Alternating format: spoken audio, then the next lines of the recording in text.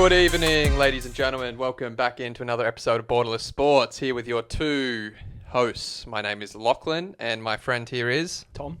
That's it. That's how we do it. We allow each other to introduce ourselves.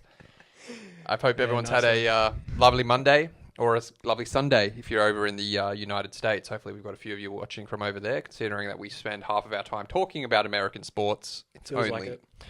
We are Americans down under in another way. We've always loved American sports. Anyone who follows our channel for a few episodes or more will figure out that we spend most of our time talking about American sports, especially over Australian summer, where our leagues died down. We have cricket, we have some other things, but at the end of the day, we are borderless sports, and we spend a lot of our times in the borders of the United States. Yeah. Summer's come early. Started already. As we are watching the first game of the Australian cricket summer in the background as we are recording this. Yeah. We like to multitask over here, give you guys the live reactions, and hopefully it's Australia looking pretty good at the moment. Bowled Pakistan out for 200, about to come in and bat. Would love to see a strong showing from some of the players, sort of get their... I've heard a lot of cricket players say that runs...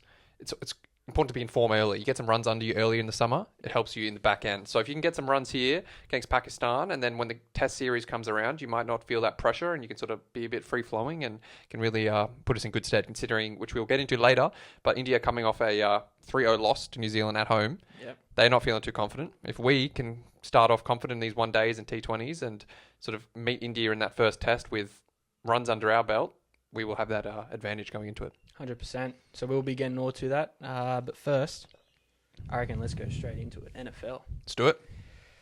Let's start off with some reactions. I mean, pretty decent games. Great game slate that we saw for the week. First game I really want to touch on is this Lions-Packers game. I mean, wow. These Lions are legit. A lot of people tried to sell them at this spot. They thought, outdoor game, this is the time to fade the Lions. And they just showed everyone, it's like, no, we are a legit contender. 100%. They came into this game with a great strategy, careful handling, obviously, and smart play calls due to the bad weather. And they had a strong run game with Montgomery and Gibbs. Their O-line created so many holes. There was one play where the center drills one of the linemen into the other, taking out two of them, allowing Gibbs to get that massive rushing gain. And then later in that same drive, you see that massive hole for Gibbs on his touchdown. So the O-line was making holes, and Montgomery and Gibbs were finding them and just running all over these Packers. And it started off pretty good for Packers. They found a run game with Josh Jacobs and never went back to it.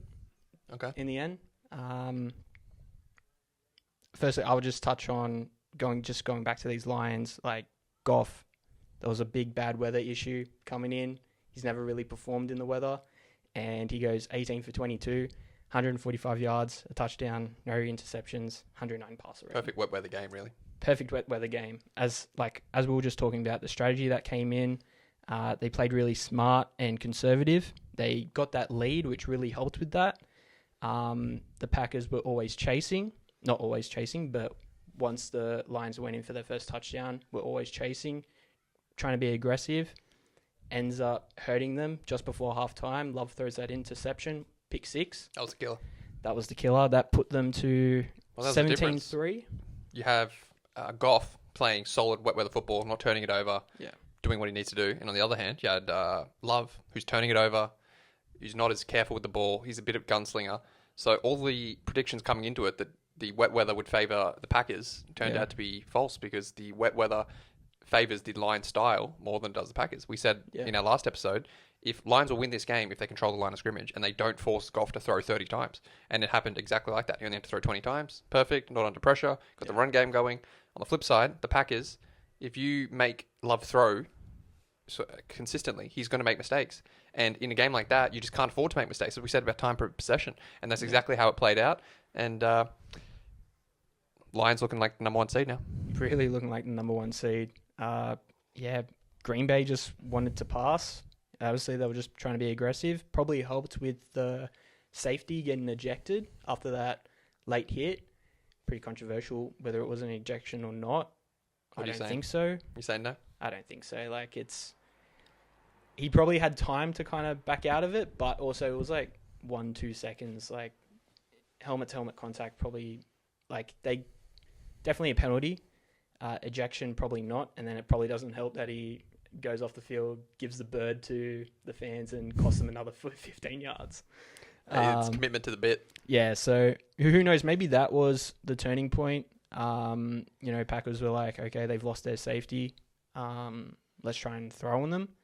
And just didn't work out. It's funny, though, isn't it? The Rams had the Puka ejected. The Lions had their safety ejected. Yeah. Both teams ended up winning. Yeah, Overcome absolutely insane. 2 important players, too. From what I hear, that safety, I don't really know him personally, but apparently he's one of the best safeties in the league. Yeah, so it's a massive he loss. was going to be key for them, obviously, with Love and his passing game, but then the weather turned back, so it was going to be rushing focus. But, yeah, so, I mean, who knows why they threw as much as they did, but... I think a lot of professionals lost money on this one.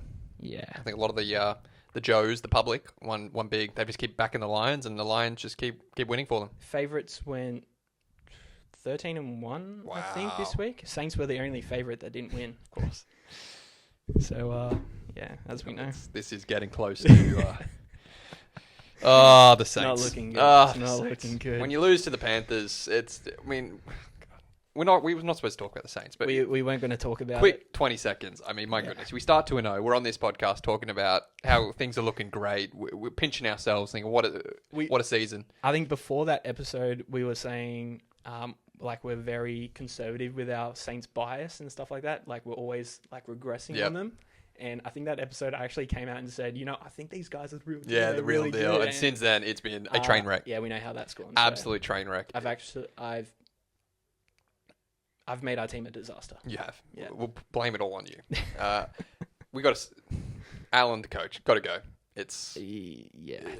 I know we're getting injuries, and I know things aren't looking great, but you can't lose to... We're coming off, 5 losses in a row coming into this? Yep. And then you come up against a team, it's on the bottom, has won one game against the spread, one game against the handicap, and they beat you. It's just, it can't happen. It cannot happen. But the problem with the Saints, they just seem to be so loyal to their staff, to their players. They very rarely move off. They're not a very hot team in terms of putting coaches and all that on the hot seat. Yeah. So, it looks like we're in for more of the same. Yeah, anyway, that's enough Saints. It's not looking too good. Thankfully, yes, I would like to move on from that. Well, was there anything else from Lions and Packers before we moved on that you really wanted to touch on? Lions cemented themselves as the favourites. I think they're playing better than the Chiefs. Probably the best team in the league at the moment.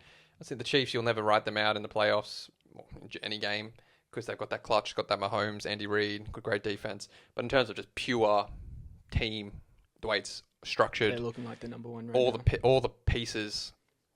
Today, what concern about today's game was, were they going to miss... What's his name? No. Hutchinson. Were they going to miss Hutchinson? Yeah. And they didn't. They were still able to get pressure. They were still able to pressure Love. It's a huge loss, obviously, not having Hutchinson. But they have studs everywhere across the team. Great coaching staff. Yeah. The most in-demand offensive coordinator. Coach that is a CEO-style coach that just is all about the vibes, getting everyone together on the same page. They have everything they need. Goff's showing that he can do it in the outdoors, can do it in the weather. They'll probably get home field advantage, so it's not even going to matter until the Super Bowl if they make it. So, yeah. If you're a Lions fan, you're the ones pinching yourself. Nah, it's looking really good for the Lions. We already started touching on this, but with Puka, but Rams and Seahawks. Yeah, I caught a bit of this game. Yeah? Yeah, I caught a bit of the end of this game. It was a very weird game. Low scoring, a lot of errors. Rams just couldn't... The Seahawks defense really turned up today. They played so well. I think a lot of people thought the Rams offense would have their way, but the Seahawks defense, which has been up and down all year, but they showed up big time today. Rams were having lots of 3-and-outs, couldn't really get anything going. And the only reason they were able to get all the points they did was the mistakes that the Seahawks and mostly Geno made. That pick six, you just can't do that. No. He made a few picks that you just can't. 103-yard pick six. Yeah. You just can't do things like that against a team like the Rams. You give them that... Especially when your defense is playing so well, you just take the field goal there, take the points, you're fine. And that gives them the lead, right, as well? Yeah. And then you have the 3rd and 1, I think it was, in overtime. Had 2 plays just to get 1 yard. I was screaming at the TV. QB sneak, QB sneak, QB sneak. But for some reason, they had the back out the back. So it has to... I don't understand why teams do that. When you need 1 yard and they take the ball back 4 yards and give the defense a chance to get some penetration, and then it's much harder. Just QB sneak. You got 2 chances. Okay, it didn't work the first time when you tried for the run. Do the QB sneak on 4th down. If I was play calling here, I would just try to do QB sneak both. Gino is a massive dude. They get that, they probably win the game. Yeah. They're riding all the momentum. They've looked great in that offensive drive in overtime. Rams are on the back foot, and it's sort of, when you get the ball first in overtime, it's kind of, I don't know, it's like some destiny about it, where it's like the other team's, oh no, please don't let them score a touchdown, please don't let them score a touchdown, like sort of the Bills thing, where it's the team that wins the toss and gets the ball, just feels like they have a halo over their head, because they can score without the other team getting a chance, and it looks like that was going to happen, until the 2 stops. Credit to the Rams defense for getting the stop, but I don't like the play call. I know you want to trust your back Walker, who played great all game, but man, just QB sneak is up at the line of scrimmage, under center. Trust your big QB. Get it done. Win the game. Even using their tailback, like I think there was another 2 separate games. You saw a tight end transition into the snap, take the ball, and actually run forward. And so they just didn't want to do that. No, they basically did the same play twice and didn't work both times. Yeah, Rams got the ball and had probably their best drive. Yeah, of the game. Winning overtime and. Stafford just goes, fuck it, I'm just going to throw these balls and see what happens. Some real good clutch throws, some good catches. Defense, I mean, had a pass interference as well. That was that was costly. I think it was a fair pass interference call. And for the Rams, kind of had to win. You don't really want to drop that one because, I mean, the division, no one's looking great. The Cardinals are now on a 3-game win streak. You've got the Niners, which will always be dangerous, especially if McCaffrey comes back. Yeah. And then you had the Hawks and the Rams sort of battling away to stay in contention. So it's a massive win for them. Seahawks floundering. 3 in a row now, right? Yeah, Rams? 3 in a row. Yeah. Seahawks floundering a little bit. That division, it's very strange. All team on their day can look, any team in that division on their day can look great, and then another day can look awful. And both sides of the ball. One week the Seahawks defense looks like they can't get a stop, and then you see like today where they're dominating. So they're very up and down. Whichever team I think gets hot and gets on a streak, which the Cardinals is right now, but because they were in such a hole beforehand, they sort of made it even. But I think from now on, any team that can get a string of some wins together will be in the driver's seat for that division. But I don't think no matter what, you can count out the 49ers. They just have talent overload and coaching mismatches. For sure. A team that's definitely not in the driver's seat anymore is the Cowboys. Wow, well, man, I feel like every episode we're on here talking about the Cowboys saying the same thing. We are. And it's looking like the end of them. It is. I mean, Jerry Jones, I saw an interview with him after saying, he was talking about Michael Irvin did his knee or had some injury and then came back and won 3 Super Bowls and we'll always believe in this. I was like, my goodness. They're still hanging back for those days. I respect the passion. Yeah, the problem is Dak said it himself in the lip reading. We suck. I mean, the team sucks. The problem is you can't tie it up with they didn't have the passion, they weren't ready for the game, their defense didn't play well today, the offense. We have enough of a sample size now to realize that this is who they are. They are genuinely, at the moment, so far in this season, playing like a 5 and 6 win team, which is unbelievable considering they were a 12-win team the last 3 years in a row. So now you go to a team that's from 12 to 5 to 6. Maybe they'll get to 7 and 8 if they can turn it around. But a game like today was sort of an acid test for me, where they're either going to be a 10-win team and struggle against the really good teams, but be able to beat those mid-tier teams, or they're going to be just below that mid-tier, where every mid-tier game is a tough one for them. And that's what they showed today, that they're going to struggle to beat the teams like the Falcons. No one thinks the Falcons are a great team, but they're a solid team. They do a lot of things well, and they showed that they are a class above the Cowboys. Definitely, yeah. And Kurt as well. Like, he had a brilliant game. 19 for 24, 222 yards, 3 touchdowns, 144 passer rating. The only negative was that fumble. Which didn't really... It's a big indictment on the Dallas defense, isn't it? I know they're missing injuries, key injuries, and still the pass rush. And stuff. But, that would have changed things. Yeah. But I don't think he's going to be the magic bullet. Their offense isn't looking good. Their defense can't stop the pass, can't stop the run. Then they've got the Eagles next week. Yeah, and Dak and CD both look banged up. Tell you what, that next week against the Eagles at home, that could be ugly. I mean, Eagles still are looking banged up as well. Like Saquon, he was wincing a bit. I know, but they'll be up for that game. Yeah. That game has the potential. Cowboys have been awful at home the last few weeks. That has the potential to be disgusting. Yeah. The Eagles could come out and just run all over them, and Saquon could have a mammoth game, run for 150 yards. The Cowboys could be down 21-0 at half. That could be I love that bet, the Eagles next week. I know it's 6.5 at the moment, minus 6.5, but I love that bet. Saquon, what a pickup. We've spoken at that infinitum so far. Derrick Henry and Saquon, the return of the running backs, and Dallas is the exact opposite. I mean, next week we're going to have the perfect example of the running back and how important it is. One, for the running back position. Two, general managers creating a balanced team. Where we're going to see the Cowboys, who neglected the running back position, didn't really worry about it, thought they could draft, get old players, and just sort of fill the spots. And on the flip side, you're going to have the Eagles, who invested in the running back, who went out and tried to get the best one on the market, and we're going to see the fruits of that. The Eagles are looking great. It's allowing Jalen Hurts to play his game and to excel at what he's doing, allowing them to control time of possession, allowing their defense to get less time off. Variety. Then you have the Cowboys, who have very little variety. They are one-dimensional. The defense knows how to attack them, and it's hurting the passing game. It's hurting their strength because they don't have that second threat. Yeah. It's an indictment on the Joneses, the general managers of the Cowboys, and a bit on Dak too, because he's showing that he needs that help. I mean, most QBs do, but he got paid like one of the best QBs in the game, and one of the best QBs in the game would be able to come out of these games even without the running game. Yeah. Do you want to go into our picks? Talk about some of the, what happened and what we thought, see how we're going. Well, run us through what your 5 picks were. Yeah. So last week, we came up with this BS picks segment. Yeah. I was thinking, what do you think about the good, the bad, and the BS? Okay, yep. I like it. The good, the bad, and the BS. So what's the BS like? Well, what category? So are we going to actually use that in terms of... I mean, we could say what's been good, what's been bad, and what... but for picks, though. So we're going to put picks in the good category. Put picks... in a bad one, and then BS can be the... ugly ones. The crap, ugly ones that turn out to be... What would you consider a bad pick, though? Are they picks that we like, but we think we're not like too much? Like, we have good picks that we really like. We have bad picks that are kind of more like after the fact, rather than before it. Right. It's talking about the result. Right, so you're talking in holistically. So you put the picks, and then we analyze them after, and which picks were. Yeah. Look, think about it. Work in progress. I do like where you... No. I do like where you're going. I do like it. It's okay. Anyway, so my 5 picks were... let's start off with the good one. Commanders. And then I had Chargers, minus 1.5. Yeah, you were right on the right side of that one. And then I had some absolute howlers. I had the Broncos at plus 9.5. Go over your 2 wins. Go over the 2 wins first? Your 2 wins. Well, I didn't actually even end up watching the Commanders-Giants, but I'll start with that one.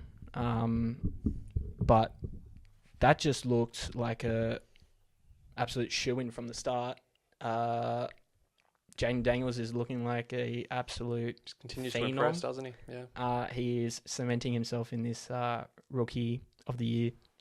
It's probably not even a debate anymore. It's done, I think he's basically got that one all sorted. Oh, so he's up for MVP of the league. Sure, right now, surely. If he keeps this up, he's lost 2 games. I mean, it's going to go hard. It's going to be hard to go past even Lamar.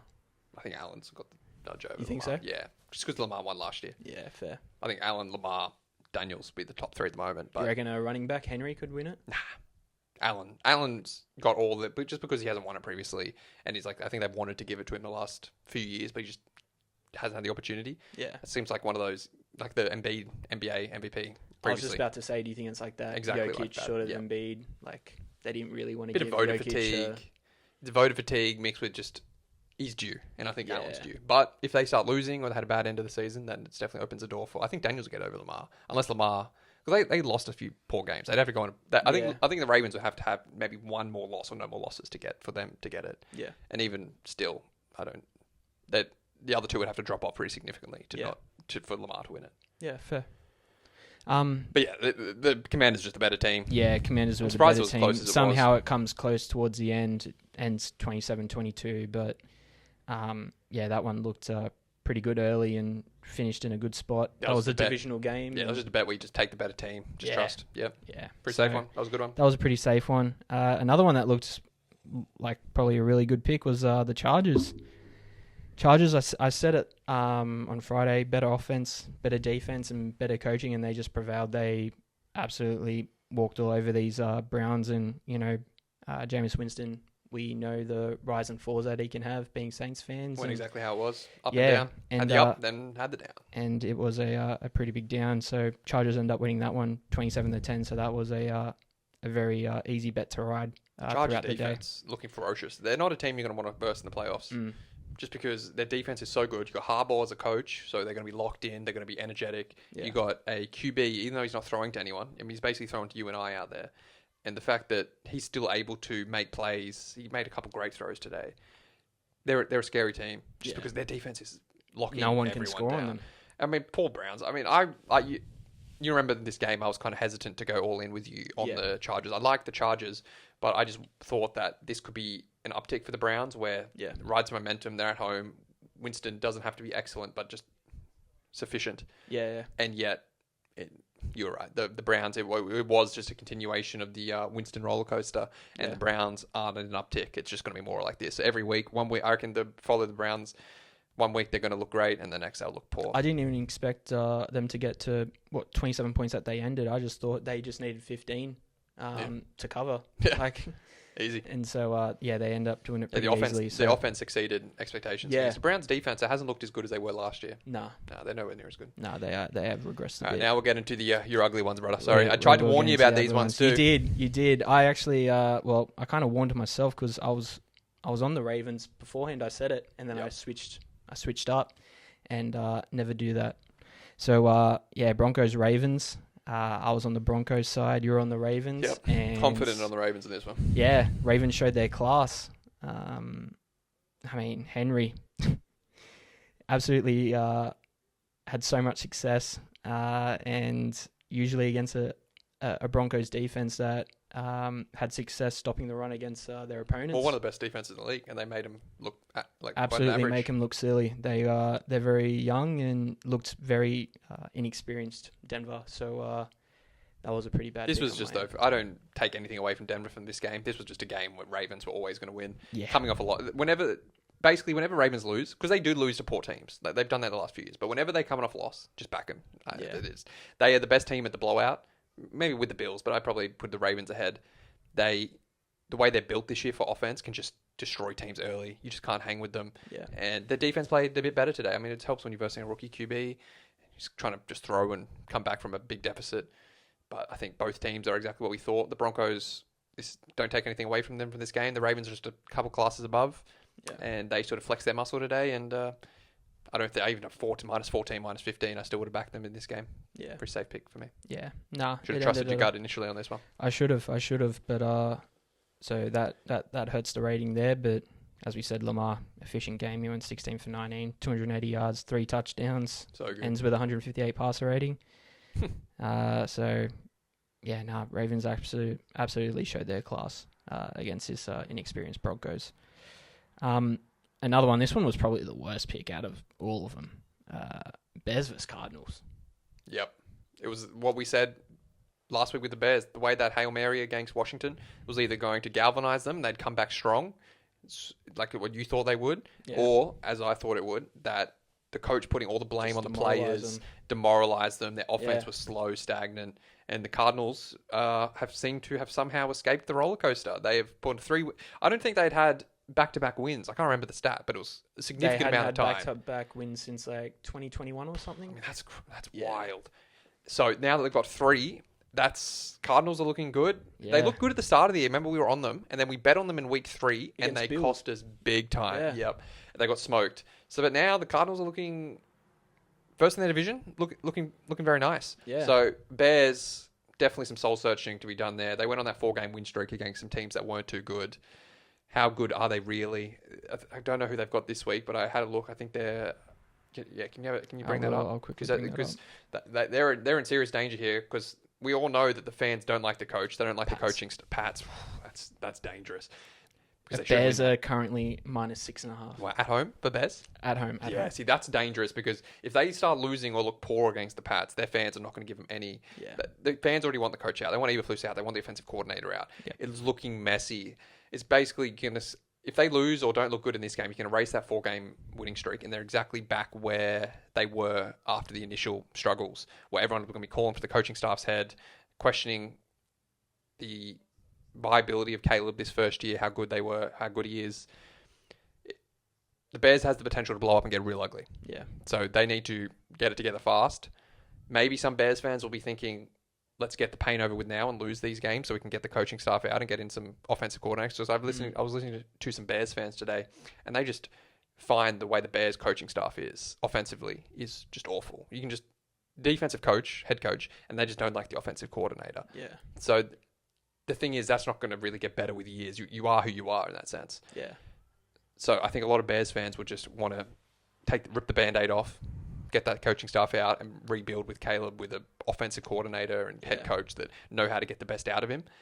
Problem is, you're basically just going into the repetitive cycle that the Bears have been in. You sack your coach, you get a good high-round draft pick QB, get your guy. Give him a year, sack the coach, repeat. You don't have any stability. They should have fired the coach last year, had a clean slate with a new QB, new coach. Everyone was saying that. They didn't, and they may pay the consequences. Yeah, some comments that I recently heard that came out of, because they did Hard Knocks this year, was the way that the coach interacted with Caleb during his one-on-ones. Nothing I even took notice of when I was actually watching it, but yeah, apparently the interactions with forcing him to sit down one-on-one, apparently that's a weird thing to do, and go through game tape together. No QB coach, no offensive line coach in there, just one-on-one with the head. Apparently it rubbed a few people the wrong way, so that's only the one thing that I've heard come out from fans-wise. And so, yeah, I don't know if you heard anything else, but I just don't think the Bears owners have always been on the cheap side. They're not very wealthy. All their wealth is tied up with the team. So they don't have like wealth from outside. It's from owning the team. And because of that, they don't like spending big on coaches and outside things. Like apparently their practice facilities and all these things are just awful. Right. So as a result, Eberflus was on the cheap and they don't want to get rid of him because they don't want to have to pay him out and pay two coaches. So when you have that sort of predicament, it doesn't lead to a winning environment, which is why they've had so much turnover with QBs and coaches and such, because you can get all the players you want, but if the overall environment is not conducive to winning, all the little pieces and things you focus on macro-wise, the poor environment will outweigh it. And I think you're seeing that from the top down, from the very top, from the ownership down. You're seeing with the Cowboys, when the ownership is interfering with the day-to-day operations and the ownership is more toxic than beneficial, complete opposite to the Chiefs, from the top down is sound and buttoned up. Yeah. It's very hard to overcome that, no matter who you are, especially for a rookie QB coming into a franchise that's had a lot of issues for many years. To expect a rookie QB to come in and suddenly change things is very difficult. And even if the Bears replace the coach, I don't know if the owners are going to go in and spend big money on a big name coach. They may just go get another sort of new coach, rookie coach, so they don't have to pay him as much. Yeah. Take on the cheap. So will they really fix the problems? In order to fix the problems, they're going to need either a change of ownership, or the ownership's going to have a change of mindset where they spend some big money on a coach, try to get the Lions offensive coordinator Benny Johnson, that everyone's going to want, but you're going to have to spend some money to get him. Yeah. Will they be willing to spend some money? I don't know. But if they don't, they might just be stuck in the same rinse and repeat. Yeah. Just one more thing. I really want to touch on these Cardinals, because take nothing away from them. As bad as the Bears were, these Cardinals, I didn't give them enough props in our last episode. I called them inconsistent, and they're finding some form. Yeah, but the inconsistent was based on some sound history. Yeah. But anyway, they made me look silly. Kyler didn't even have to pass their run game. James Conner, he's looking great, isn't he? He's looking so good. Their offense is they've got a lot of good weapons on offense. Yeah. Marvin Harrison's turned into a good receiver. They have another good receiver, I'm forgetting his name. But Conner is excellent, and apparently he's a really good guy. Like I heard the coach say that if I had to take the day off, he could be the head coach for me, which is always a good sign because it means he's smart, knows what he's doing, is a good leader. So it's good to have. And Kyler, he cops a lot of slack for being going to go play Call of Duty and all this such. But I mean, nothing wrong with that. I think people who play Call of Duty, puts them up in my eyes. Yeah. You got to be able to have the coordination, non-biased teamwork. No, I think it's a positive. Not all these boomers saying, "No, he's playing Call of Duty instead of studying." I like Kyler. I think he's a great player. I think he's obviously an extraordinary talent. Very inconsistent as the team's been, but I hope I quietly root for the Cardinals. So I hope that I like Kyler.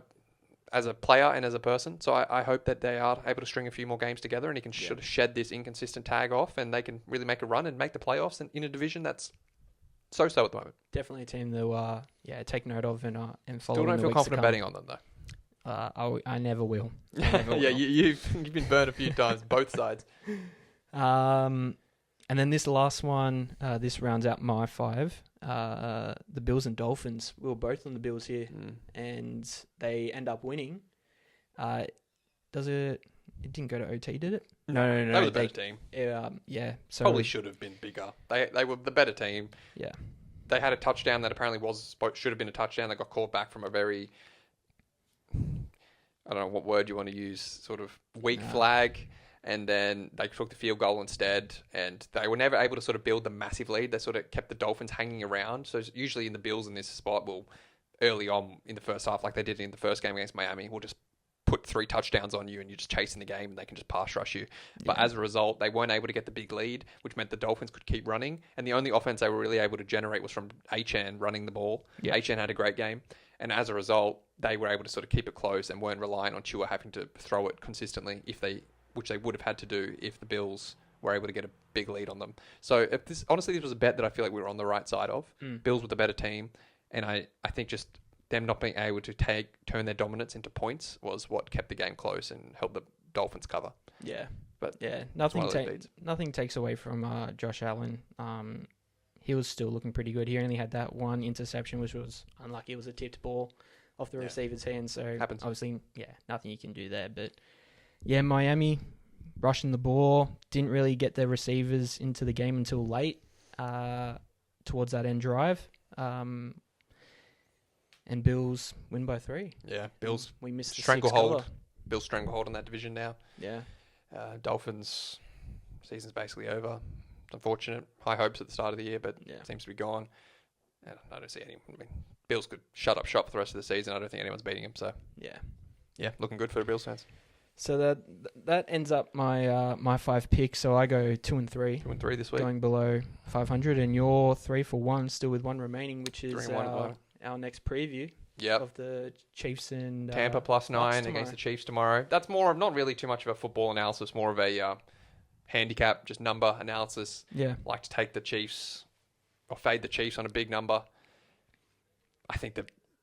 It's going to be an interesting game. It will. Buccaneers missing some players. Chiefs riding just the winning momentum. Yeah. Haven't been able to get their offense going. I just struggle. I don't know how much offense the Bucs are going to be able to mount. Without their weapons, that Chiefs defense is a problem. The Bucs will not be able to run it. Chiefs have probably the best running defense in the league, which means Bucs are going to have to throw.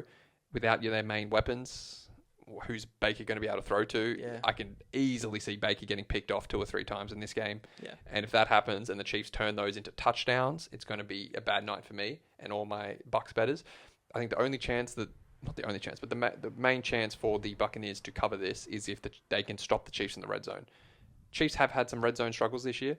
If the Buccaneers can keep the Chiefs to field goals and limit the Buccaneers' errors, limit the interceptions and the fumbles, and have some red zone efficiency themselves, then I think this can be they're in this game. So for me, Chiefs are the better team. They'll probably win. Backdoor cover will be open for the Buccaneers. The 9 seems just like too many points. I would love if the Buccaneers' weapons were there, but they're not. So just got to hope that Baker can limit his turnovers, have a big game, and the Bucs defense can turn any Chiefs red zone possessions into field goals, not touchdowns. I think it's a smart side. Obviously, these Monday night games as well. Not a lot of like offense that goes on, like less points. Yep. Historically, but Chiefs come back. They picked up Hopkins, so they're going to try and find some offense with him. Hopefully, better red zone stats. And I think Hunt's back as well, so they get their running back. Pacheco? Kareem Hunt, isn't it? I thought Hunt's been playing. Has he? Pacheco was the one who's been injured. I thought Hunt got injured last week. Maybe not. I don't know. Is Pacheco back? I don't think Pacheco's back, no. Because once he's a problem. He's tough to deal with, Pacheco. Yeah. But yeah, so it'll be interesting. It'll be good. Chiefs still undefeated, so if they win this, I don't know what their schedule's looking like, but it's a game where I'm happy to play the number, But I don't feel confident in this one. In the back of my mind, I have a bad feeling that the Chiefs are going to win this one by 13, 14 points. So I think you can't. I don't think you can bet the Chiefs in this spot. I think you have to. If you're going to bet this game, I think the Bucs are the play. But I got to say, I will be pleasantly surprised if the Bucs do cover this one. Yeah. I mean, looking at this Kansas schedule after Tampa Bay, if they win this 8-0, they then versus Denver at home. They've got Buffalo straight after that. So that'll be the game. That'll be the game to drop. Could be the game. Buffalo will come out hard in that one. Yeah. I can't see the Chiefs going undefeated. I think they'll lose. I think as we've seen with the Ravens, you can look like the greatest team, but you just are off 1 week. And the Chiefs haven't played great in a few games this year, but they've been able to pull it out at the end. Yeah, I think their luck will end one game. Yeah. So hopefully the Bucs win and you go 4-1. That would be a good week. That would be a very good week. Let's have a look at some early line looks here for week 10. Well, the first one we just you hinted at was the Chiefs Broncos. Yes. I love the Broncos +9 next week. I think that is a must bet. I think smash that with everything you've got early. Chiefs, same analysis as the Bucs game. You prefer to take the Chiefs as a big fade the Chiefs in a big spot with all those points. Broncos coming off a loss have a great defense. Obviously, they didn't show it against the Ravens, but have a great defense. So I think that'll be a low scoring game. Yep. I think the Broncos will have it'll be a tough game for the rookie QB, Knicks.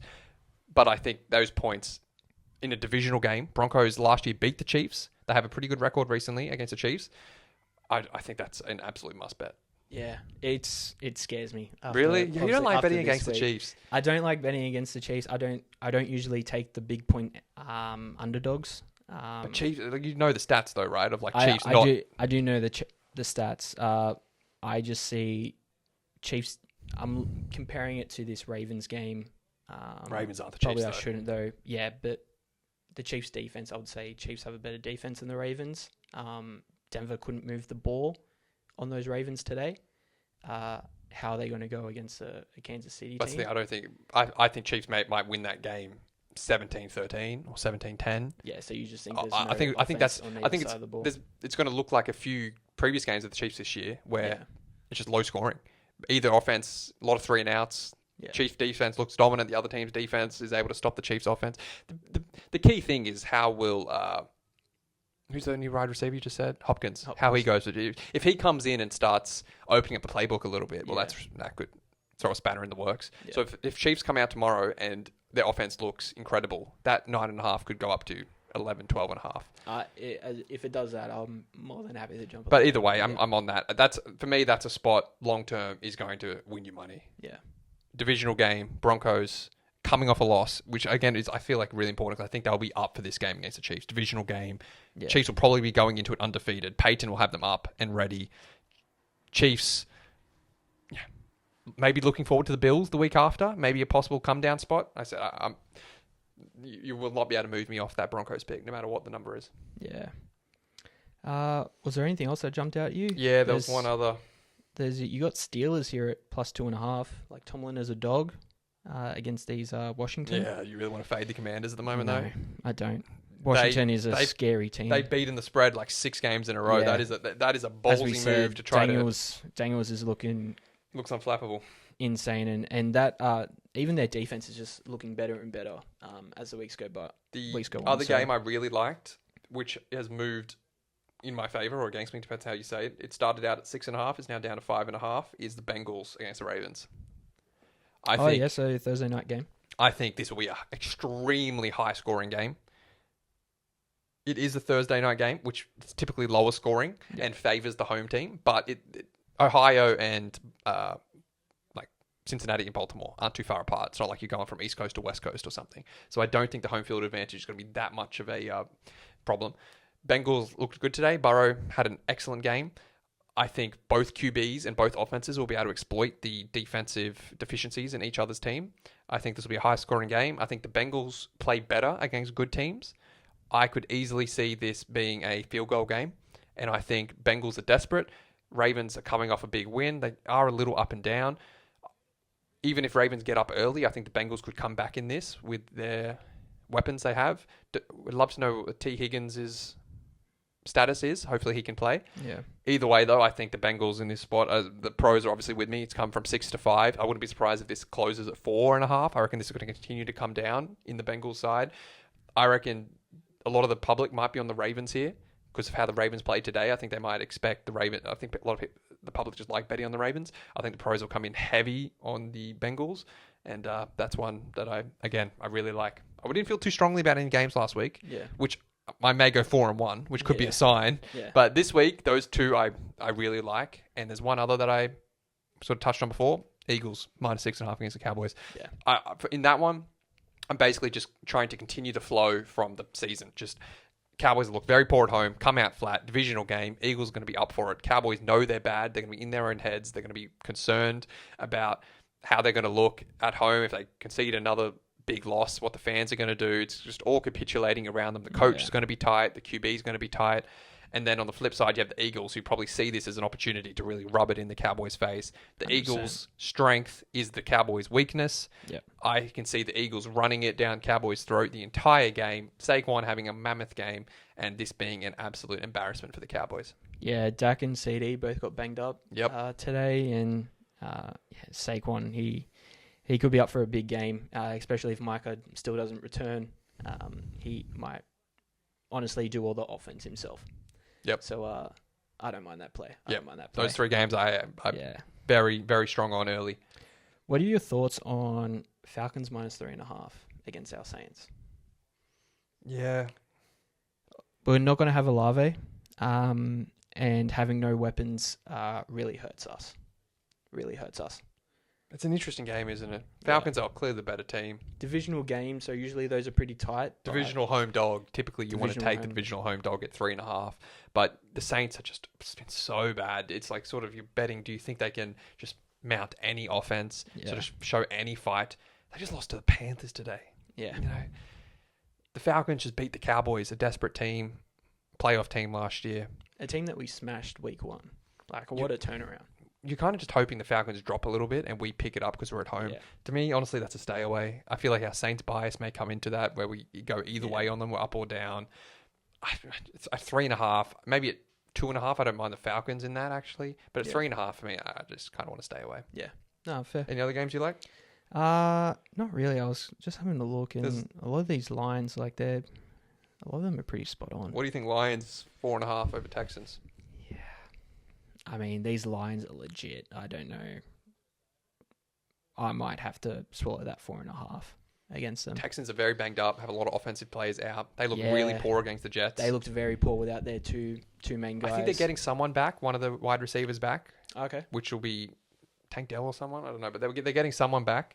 But Lions, maybe if you're going to back I feel like the pros will be on the Texans here, to be honest, because they kind of like this spot. But for the Lions, you're kind of hoping that they drop down after a big divisional game win. Yeah. But everyone said that before this game, right? So it's kind of like the Lions may just be that good. You may just have to swallow it and go, they are the best team right now and treat them as such. They could easily smoke the Texans here. Don't let the Texans run the ball. And the thing is, Texans' offensive line cannot protect Stroud. Yeah. So even Lions without Hutchinson should be able to get to the QB, dominate time of possession. 4.5, I think Lions is the right side on that. Yeah, I think so as well. I really like them. I really love this Lions team. They are looking like an absolute juggernaut. One other as well, just as I'm looking, Rams -2.5 at home against the Dolphins, which is important because Dolphins will be coming from East Coast all the way to West Coast. Yep. Rams looking good. We'll have Puka and Cup. Dolphins clearly desperate, but just don't think they're a good team. I think the Rams at 2.5. I wouldn't take them at 3.5, but I think 2.5 is a pretty good value there. Yeah, I don't mind that. Miami did look okay with Tua, and the more games that you give Tua, he's going to look better and better after coming off that concussion injury. But I don't know, that line sort of looks like a too good to be true as well, and kind of makes me want to stay away from it. I think that it seems like the bookies though just keep dangling the Dolphins there. They do. They haven't been able to cover the spread. Dangling the many weeks. They've been they're treating them like they're still a playoff caliber team when they haven't looked like it.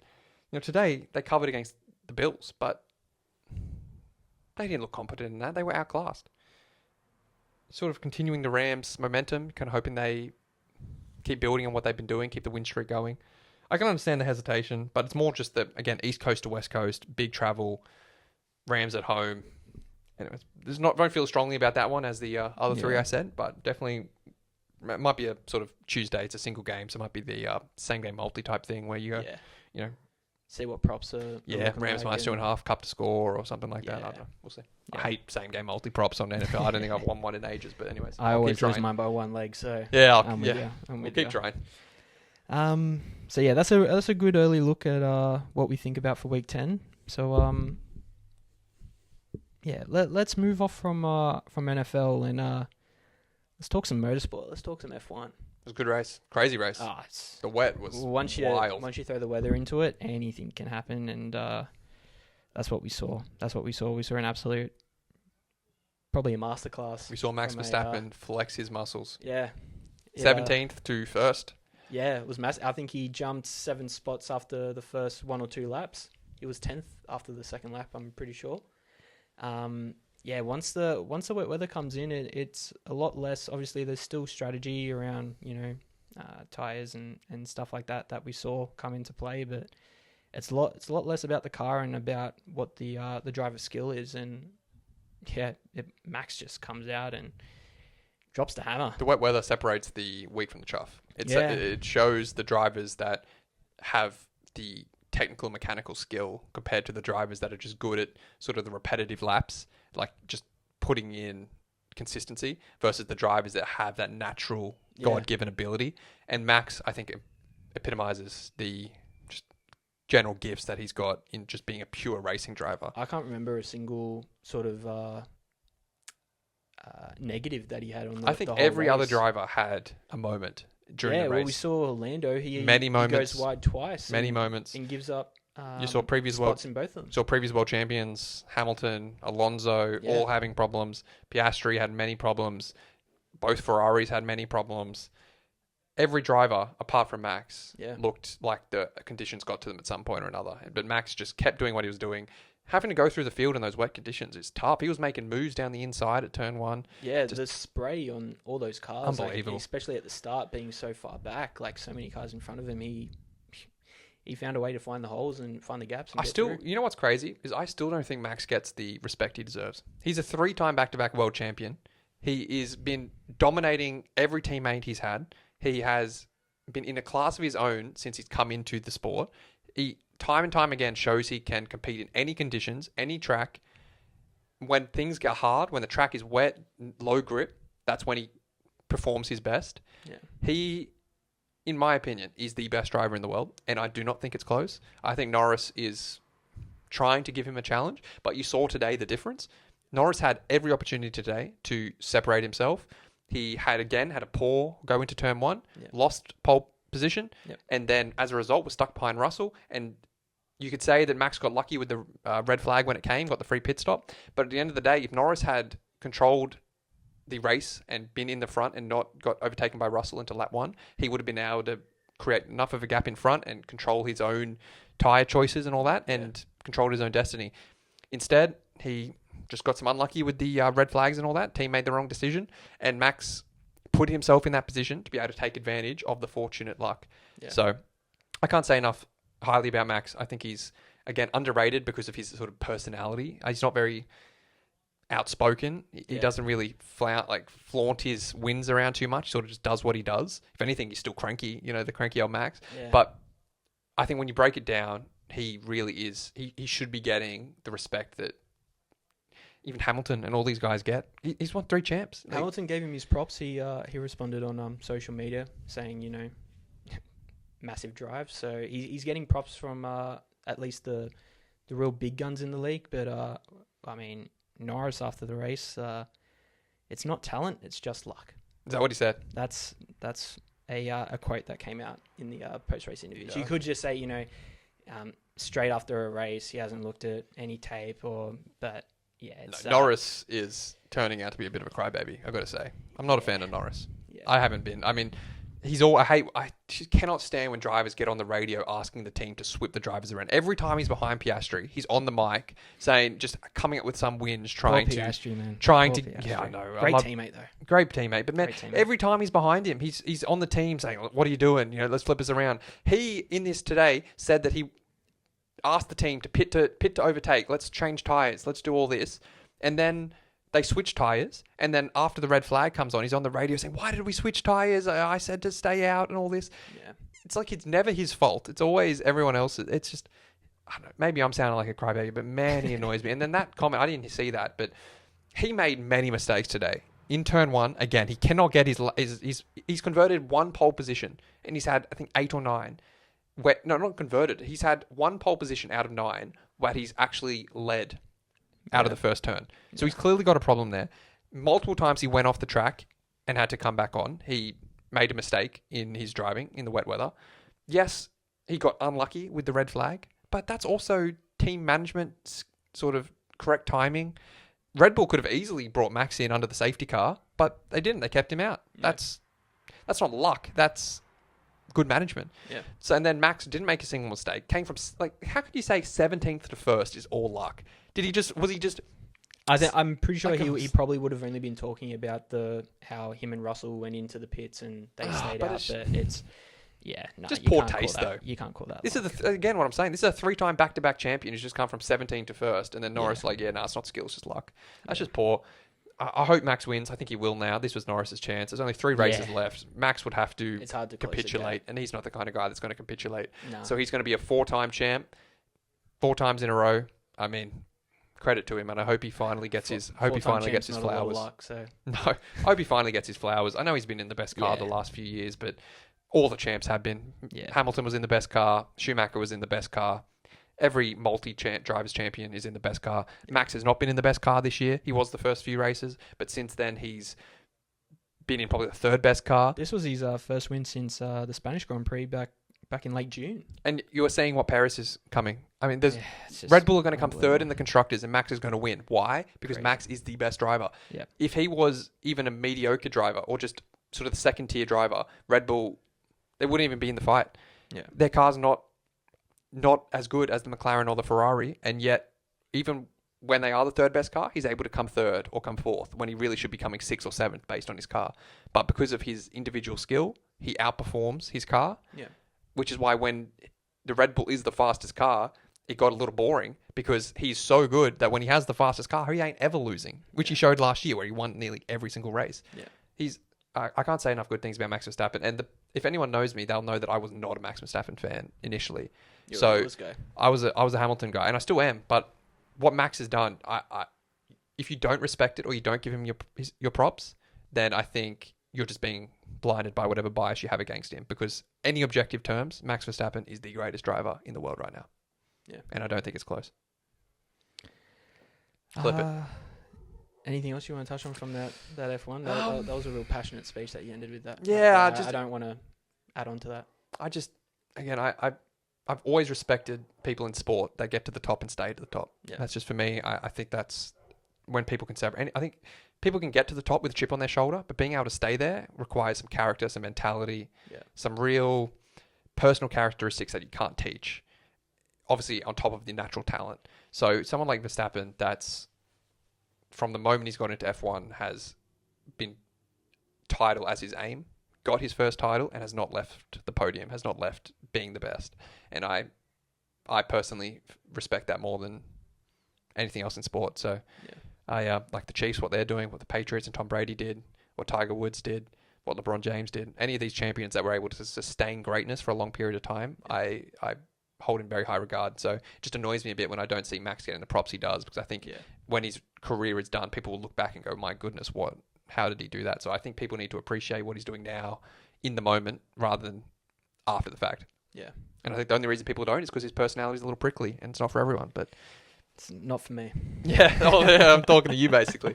But surely you respect what he's doing. I do respect what he's doing.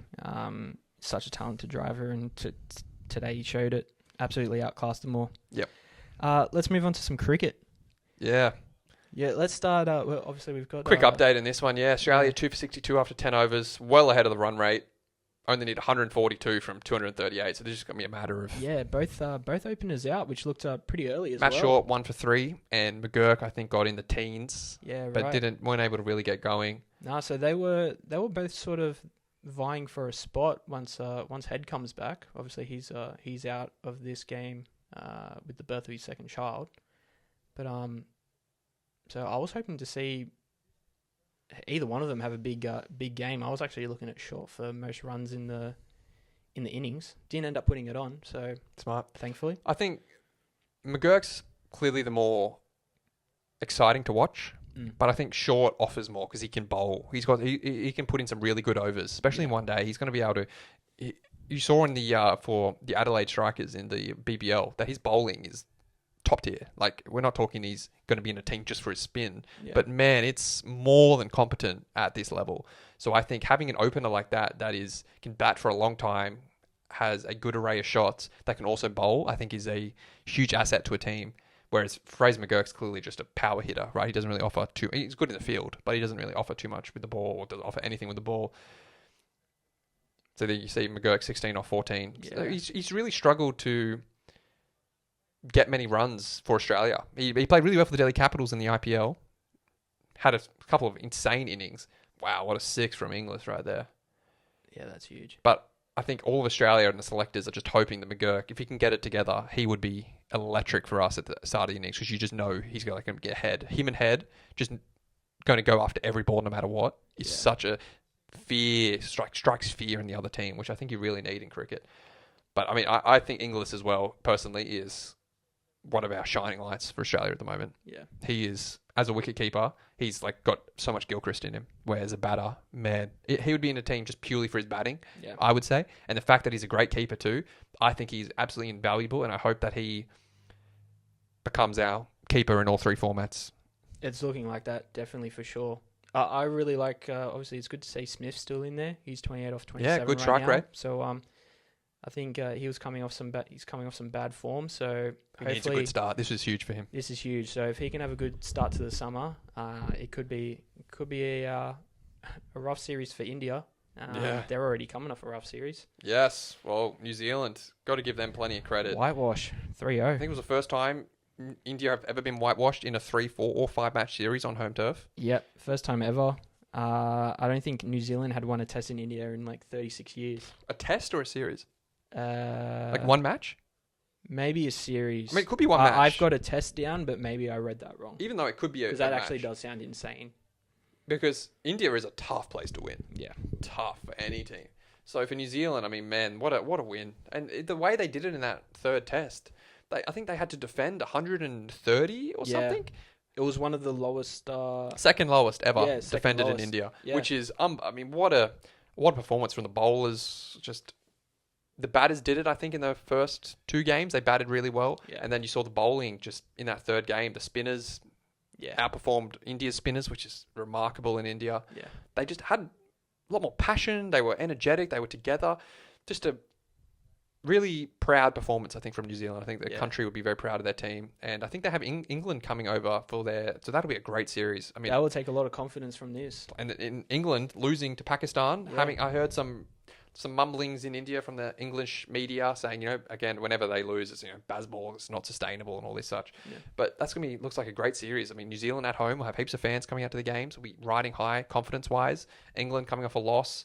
Bazball is sort of a confident style of game where you need confidence to play it. If you don't, you're going to be in 2 minds. Do I attack? Do I not? And when you're stuck in 2 minds, you know what happens in cricket? That's when you make mistakes. And if they start getting out cheaply, that's when they go, oh, wow, do I keep going with the Bazball style of playing aggressive, or do we go a bit further back in the shell? And that's when it can really start to play with their heads. Yeah. So it's going to be a fascinating series. I mean, the tests are out down under for New Zealand and Australia. It's looking excellent. It's going to be so good. Like we said, it's the start of summer for us here, even though it's November. But I'm glad summer's come early because it's going to be great to watch. Yeah. Is there anything else that you wanted to touch on, cricket-wise? Not really. Saw the IPL or the Sunrisers is keeping Head and Cummins. They'll both be back for the Sunrisers, which is good because they were great to watch last year. The Sunrisers, Travis Head at the start of the order played one of the greatest. I wish they would won the whole thing, but played one of the greatest seasons of T20 cricket I'd seen. Love the IPL. For me out here, I think the IPL games usually start around 11 or midnight, so it's like a perfect nightcap on. Perfect for me. Nightcap, put it on. So it's, IPL usually around March, so it's obviously a bit later. We don't need to touch on that too much now, but just thought that, for us Aussies, that's the Sunrisers is sort of the team to root for. We've got an Australian captain in Cummins, being the captain of that team, and Travis Head, probably not our most informed, probably the most informed cricket player in the entire world right now. So, that's definitely a Sunrisers fan at the moment. 100%. I reckon we should start wrapping this up so we can finish watching the one day selfishly. But it was a great episode. Yeah, it was good. Touched on NFL, F1, cricket. We'll be back on Saturday. Saturday. We'll recap the Tuesday game with Bucks and Chiefs. Chiefs and Bucks. And then the Ravens 4-1. And the Ravens Bengals. Which is a great... Night. It's about time we had a good Thursday night game. Man, I'm so sick of these primetime games being poor games. Yeah. Really am. So that's going to be an excellent game. And I said we won't be speaking to anyone before that game. So Bengals is my pick, plus 5.5. We'll see how that goes. But as I said, if anyone's listening, I would back that Bengals pick. Yeah. But I don't think there's too much happening in the meantime before then. Really, just a few NBA games. There'll be NBA throughout the week. I don't know if Champions League's this week. Melbourne Cup tomorrow. Who's the pick, Tom, before we leave? Put it on record. I haven't really looked at looked at the form, and I'm probably not the person to be asking this. There's someone else that lives in this household that has a better record than me. Hey, but no. Come on. But I'll put my eggs in a Australian horse's basket. I'm going to put them all on CJ's Buckaroo. Buckaroo, you heard it here first. Buckaroo to win. Buckaroo to win. If it doesn't win, it'll be top 3. You're going to double it up with a Gold Cup winner? In a what? Sorry? The Gold Cup winner? You're going to... The Gold Cup? It's not the Gold Cup? What's it called? Which one are you talking about? The Rose Hill one. Or Randwick one. You're talking about the Big Dance? Big Dance. Gringotts is a great horse. Terrible barrier draw. Still the favourite, though. Still the favourite. It just shows its class. Like, it can just run down anywhere, and... I'm gonna find some value. You actually pointed it out. Detonator Jack. Yep, I like it. So Buckaroo and Detonator Jack. Yeah. For the Melbourne Cup and the Big Dance. We'll see how that goes. I'll put that really well. Who knows? We might be. We may not be here. We will be recording in Las Vegas. Oh yes. All right. Thanks for watching, guys, and go Australia. Appreciate it. See you guys. Peace.